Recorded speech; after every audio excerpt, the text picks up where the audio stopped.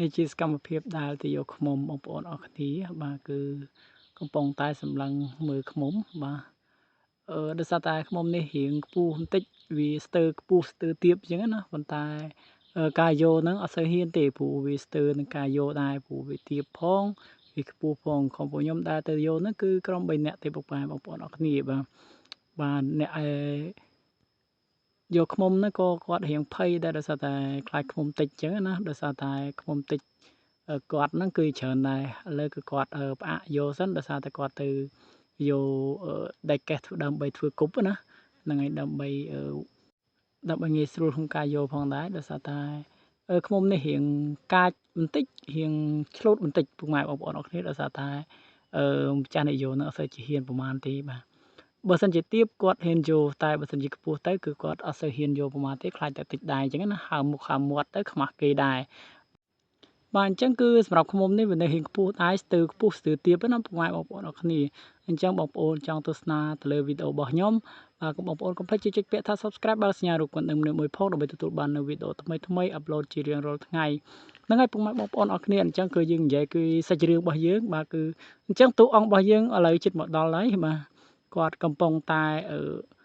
យកនៅដែកកេះដើម្បីធ្វើគប់បាទយកឃ្មុំអញ្ចឹងណាកុំឲ្យវាតិចនៅពេលវាពុលផ្សែងគប់យើងគឺយើងអាចយកងាយស្រួលមែនតើបងប្អូនអរគ្នាអញ្ចឹងសម្រាប់នៅវីដេអូរបស់ខ្ញុំនេះដែរគឺពួកខ្ញុំ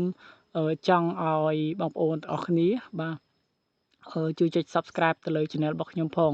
បាទអញ្ចឹងគឺបងប្អូនខ្ញុំមកដល់ហើយបងប្អូនអរគ្នាគឺគាត់ទៅយកដែកកេះណាបាទយកដែកកេះបាទហើយនឹងដៃរបស់គាត់ហ្នឹងដែកកេះមានទាំងស្មុកផងដែរ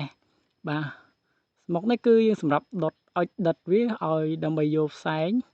បាទយកផ្សែងវាដើម្បីធ្វើការយកទៅលើឃ្មុំអញ្ចឹងណាពុកម៉ែបងប្អូនអរគ្នាឥឡូវគឺយើងចាប់ផ្ដើមទៅហើយបាទចាប់ផ្ដើមដុតឥឡូវយើងឆេះផ្ដើហើយពុកម៉ែបងប្អូនអរគ្នាអញ្ចឹងសកម្មភាពនេះគឺពួកខ្ញុំចង់បង្ហាញដល់បងប្អូនដែលមិនទាន់ចេះនៅបល័យមន្តអាគមពាក្យពាន់ក្នុងការយកទៅលើឃ្មុំអញ្ចឹងណាបាទបល័យមន្តអាគមពួកខ្ញុំគឺមានតែដែកកេះមួយហើយនឹងស្មុកមួយទេបាទដើម្បីយកវាងាយស្រួលបាទហើយអត់មានប្រើបល័យអីផ្សេងទេក្រៅពីការយកស្មុកនឹងដែកកេះនឹងឯងពុកម៉ែបងប្អូនអរគ្នានេះគឺចាប់ដើមយកហើយបាទឥឡូវគាត់កំពុងឈោងយកព្រោះវាខ្ពស់ដែរអញ្ចឹងណាពុកម៉ែបងប្អូនអរគ្នាយកអត់សូវដល់ទេអញ្ចឹងតោះតែយើងទាញមែកវាឲ្យវារៀងទាបបន្តិចដើម្បីងាយស្រួលក្នុងការយកទៅលើឃ្មុំនឹងដែរឥឡូវរៀងខ្ពស់ណាពុកម៉ែបងប្អូនអរគ្នាបាទឥឡូវយើងថតសកម្មភាពពីមុខនៃឃ្មុំបាទពុកម៉ែបងប្អូនអរគ្នាឥឡូវផ្សែងគឺរៀងហុយចុកហើយពុកម៉ែបងប្អូនអរគ្នាបាទចឹងអ្នកយោហ្នឹងគឺគាត់ភ័យដែរខ្លាចឃ្មុំតិចព្រោះឃ្មុំនេះរៀងធំដែរពុកម៉ែបងប្អូនអរគ្នាបាទអញ្ចឹងគឺគាត់ចាប់ដើមទាញកត្រៃបាទប្រុងទាំងកាត់ឲ្យពុកម៉ែបងប្អូនអរគ្នាបាទឥឡូវគឺកាត់បានសម្រេចជោគជ័យពុកម៉ែបងប្អូនអរគ្នាបាទហើយកាមេរ៉ាមែនហ្នឹងក៏ជួយទាញគាត់ដែរបាទដើម្បីឲ្យទៀបដើម្បីងាយស្រួលក្នុងការយកអញ្ចឹងណាឥឡូវឃ្មុំនេះគឺចាប់ដើមឆ្លូតបន្តិចហើយដោយសារតែបានពុលទៅលើផ្សែងនៃគប់របស់ពួកខ្ញុំណាបាទឥឡូវគឺឃ្មុំនេះធំដែរពុកម៉ែបងប្អូនអរគ្នាឃ្មុំនេះឃ្មុំព្រៃទេមិនមែនជាឃ្មុំចិញ្ចឹមទេបាទព្រោះខែនេះខែវស្សាគឺឃ្មុំសម្បូរណាស់ពុកម៉ែបងប្អូនអរគ្នាឥឡូវយើងមកមើលនៅសកម្មភាពដែលគាត់កំពុងកោសមីឃ្មុំណាបាទកោសហ្នឹងមិនមែនកោសទម្លាក់ចូលភ្លើងទេពុកម៉ែបងប្អូនអរគ្នាបាទគឺអត់ឲ្យឃ្មុំនឹងងាប់ទេគឺឲ្យឃ្មុំនឹងមានជីវិតដើម្បីបន្តពូជទៀតតែពួកខ្ញុំយកតែ